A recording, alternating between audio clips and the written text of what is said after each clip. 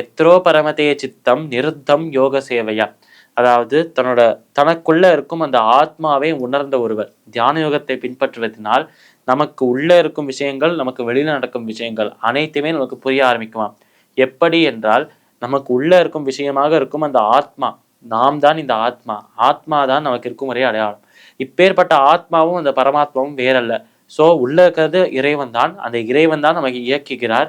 அப்பேற்பட்ட இறைவனும் நாமும் வேறல்ல. இந்த ஸ்வரூபம், இந்த தேகம் வேணாம் இருக்கு, அழியக்கூடிய தேகம் இருக்கு. அழியக்கூடிய இந்த சம்சாரமும் இருக்கிறது, பிரபஞ்சமும் இருக்கிறது. ஆனால் அழியாத ஒரே தத்துவமாக இறைவன் இருக்கிறார். அந்த இறைவனுக்கு ஒரு ரெப்ரசன்டேட்டிவா தான் ஆத்மா எனக்குள்ள இருக்கிறார். அப்பேற்பட்ட ஆத்மா அழியாதது. எந்த ஒரு ஜென்மம் எவ்வளவு பிறப்புகள் எடுத்தாலும் தேகத்துக்கு தான் அழிவு இருக்கே தவிர ஆத்மாவுக்கு அழிவில்லை.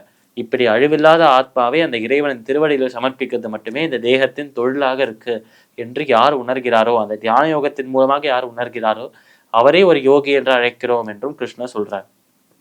இப்படி இருக்கும் இந்த தியான யோகத்தை பின்பற்றுகிறவர் எத்ரோ பரமதே சித்தம் நிருத்தம் யோக சேவையா, தன்னோட மனதை அடக்கி வைத்து இந்த யோகத்தை செய்வதையே பகவானுக்கு செய்யும் சேவையாக நினைத்து செய்கிறார். பகவானுக்கு எப்படி வேணாலும் பக்தியை வெளிக்காட்டலாம். ஆனால் இந்த யோகத்தை பின்பற்றி இந்த தியான யோகத்தையே உனக்கு சமர்ப்பிக்கிறேன். இந்த தியான யோகத்தையும் இந்த தியான யோகத்திலேருந்து வரும் பலனையும் உனக்கு, அந்த பலனையும் உனக்கு ஒரு பிரசாதமாக சமர்ப்பிக்கிறேன். இப்படி இந்த ஒரு விஷயத்தை நீ ஏற்றுக்கொண்டு என்னையும் ஏற்றுக்கொள்ள வேண்டும், எனக்கு மோட்ச முக்தியை தர வேண்டும் என்று அந்த தியான யோகத்தையே அந்த பகவானுக்கு சமர்ப்பிக்கிறாளாம் இவ.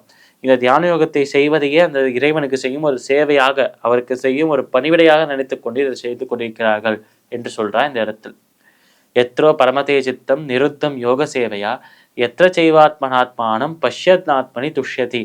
இப்படி இந்த தியான யோகத்தை பின்பற்றி அதிலிருந்து ஒரு ஞானம் நமக்கு கிடைத்து அந்த ஒரு ஞானத்தை பெற்றுக்கொண்டு மோட்ச முக்தி பெறுவதற்கான ஞானம், அந்த பிரம்ம ஞானத்தை பெற்றுவிட்டோம் என்றால் நம்மளோட ஆத்மாவை பற்றி நம்ம தெரிந்துண்டு இந்த உடலுக்குள்ள இருக்கும் ஆத்மா அழியாதது, உடல் தான் அழியக்கூடியது என்கிற அந்த தத்துவத்தை உணர்ந்து விட்டோம் என்றால், அந்த ஆத்மாவை பற்றிய ஞானம் பெற்றுவிட்டோம் என்றால் அந்த நொடியே இந்த ஆத்மாவும் இறைவனும் ஒன்றுதான் என்று புரிந்துவிடும். அந்த நொடியிலேயே நம்ம மோட்ச முக்தி பெறுவதற்கு தகுதி உடையவர்களாக மாறுகிறோம் என்று சொல்றார் நம்மளோட கிருஷ்ணன்.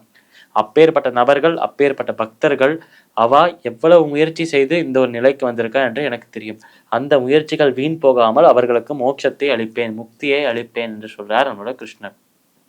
பகவத்கீதையின் 6வது அத்தியாயமான தியான யோகத்தின் 20வது ஸ்லோகத்திற்குண்டான விளக்கம் இதுவே.